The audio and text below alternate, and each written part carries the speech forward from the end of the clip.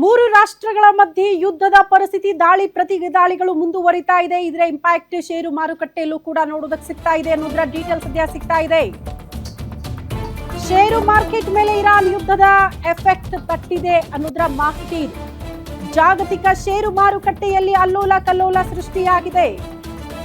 ಇವತ್ತಿನ ಮಾರ್ಕೆಟ್ ಆರಂಭದಲ್ಲೇ ಭಾರಿ ಕುಸಿತ ಉಂಟಾಗಿದೆ ಅನ್ನೋದರ ಡೀಟೇಲ್ಸ್ ಸಿಗ್ತಾ ಇದೆ. ಕಾರಣ ಯುದ್ಧದ ಪರಿಸ್ಥಿತಿ. 1400 ಅಂಕಗಳ ಕುಸಿತದಿಂದಲೇ ಮಾರ್ಕೆಟ್ ಆರಂಭ ಆಗಿದೆಯಂತೆ. ಅತಿ ದೊಡ್ಡ ಪ್ರಮಾಣದ ಕುಸಿತದಿಂದ ಇವತ್ತು ಆರಂಭ ಆಗ್ತಾ ಇದೆ. ಷೇರು ಮಾರ್ಕೆಟ್ ಮೇಲೆ ಇರಾನ್ ಯುದ್ಧದ ಎಫೆಕ್ಟ್ ಇಷ್ಟರ ಮಟ್ಟಿಗೆ ತಟ್ಟಿದೆ ಅನ್ನೋದರ ಡೀಟೇಲ್ಸ್ ಸಿಗ್ತಾ ಇದೆ. ಜಾಗತಿಕ ಷೇರು ಮಾರುಕಟ್ಟೆಯಲ್ಲಿ ಅಲ್ಲೋಲ ಕಲ್ಲೋಲ ಸೃಷ್ಟಿಯಾಗಿದೆಯಂತೆ. ಮಾರ್ಕೆಟ್ ಆರಂಭದಲ್ಲೇ ಭಾರಿ ಕುಸಿತದೊಂದಿಗೆ ಇವತ್ತು ಪ್ರಾರಂಭ ಆಗಿದ್ದು 1400 ಅಂಕಗಳ ಕುಸಿತದೊಂದಿಗೆನೆ ಮಾರ್ಕೆಟ್ ಆರಂಭ ಆಗಿದೆ ಅನ್ನೋದರ ಡೀಟೇಲ್ಸ್ ಸದ್ಯ ಸಿಗ್ತಾ ಇದೆ. ಎಲ್ಲವೂ ಕೂಡ ಸರಾಗವಾಗಿರಬೇಕು ಅಂತ ಅಂದರೆ ಎಲ್ಲೂ ಕೂಡ ಈ ರೀತಿ ಯುದ್ಧದ ಪರಿಸ್ಥಿತಿಗಳು ಇರಬಾರ್ದು ಅಂತ. ಸೊ ಎಲ್ಲದರ ಮೇಲೂ ಕೂಡ ಈ ರೀತಿ ಮೂರು ರಾಷ್ಟ್ರಗಳ ಮಧ್ಯೆ ಆಗ್ತಾ ಇರುವಂಥ ಯುದ್ಧದ ಸನ್ನಿವೇಶಗಳು ಅದರ ಎಫೆಕ್ಟ್ ಇದ್ದೇ ಇರುತ್ತೆ ಅಂತ. ಹಾಗೆ ಷೇರು ಮಾರುಕಟ್ಟೆ ಮೇಲೂ ಕೂಡ ಎಫೆಕ್ಟ್ ಇದೆ. ಇನ್ನು ಬೇರೆ ಬೇರೆ ವಲಯಕ್ಕೂ ಕೂಡ ಇದರ ಎಫೆಕ್ಟ್ ಮುಂದಿನ ದಿನಗಳಲ್ಲಿ ನೋಡೋದಕ್ಕೆ ಸಿಗುತ್ತೆ.